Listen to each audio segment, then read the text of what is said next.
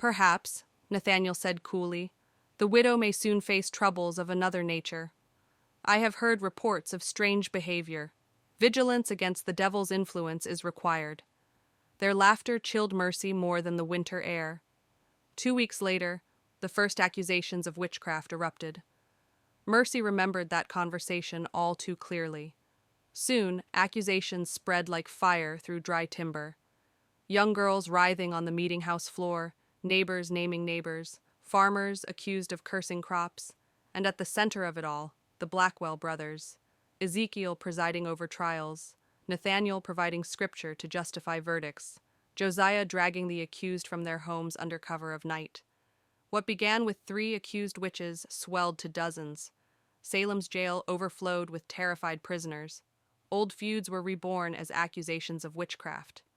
Through it all, Mercy continued her careful recordings, until she noticed something alarming. Many accused owned land or property her father had shown interest in.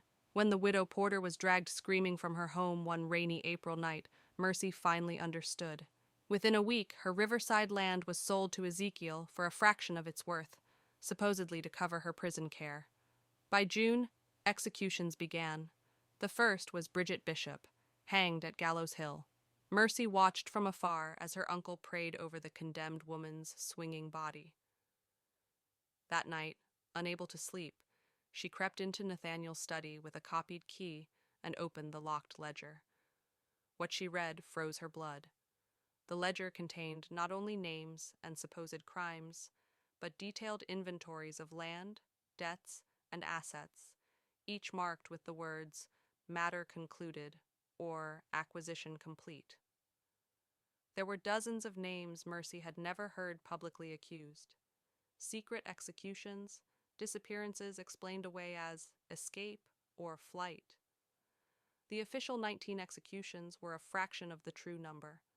Just when the depths of cruelty seemed clear, the horror deepened. If this story unsettles you, share it with a friend who loves dark history, hit like to support our search for truth, and subscribe, because what happened next to Mercy Blackwell was even more chilling.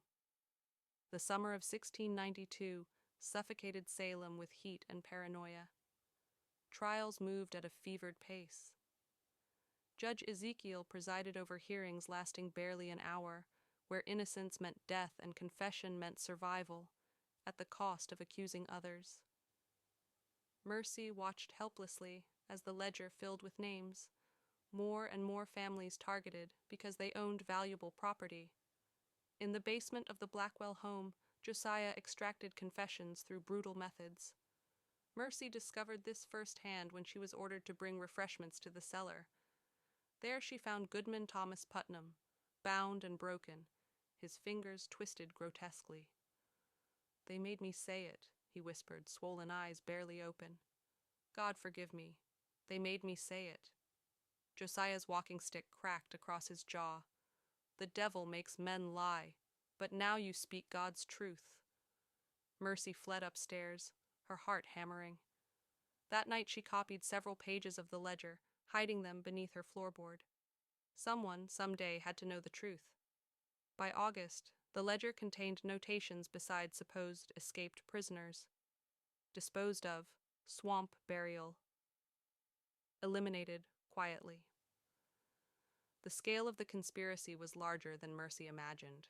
Determined, she began collecting testimony from prisoners, smuggling in scraps of paper and charcoal. She created her own ledger, documenting her family's crimes.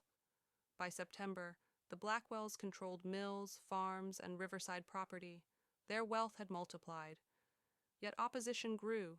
Cotton Mather voiced concern, and citizens questioned why respected figures like Rebecca Nurse and John Proctor were condemned. Sensing time was short, the brothers accelerated what they called their final acquisition phase. 17 families, 3 weeks, complete dominance. But Mercy was no longer alone. Her cousin William, Josiah's son, discovered her secret. Instead of betraying her, he confessed he had seen his father burying bodies. They formed a dangerous alliance. Together, they spied on the brothers' secret meeting. Through a hidden wall, they listened as Ezekiel said, "When Governor Phipps returns, the trials may end." We must secure the remaining properties first. Nathaniel objected. 17 families in 3 weeks is ambitious. Josiah answered coldly, "Those who will not confess need not reach the public gallows. The swamp has room enough." The cousins knew they needed proof. William promised to help Mercy reach Boston with the evidence. They planned her escape. But when the alarm rang that night, Josiah burst into her room with deputies. Her papers were found. "You are charged with witchcraft," he declared. Ezekiel's voice was colder still. "The devil leaves evidence of his influence. Search her room.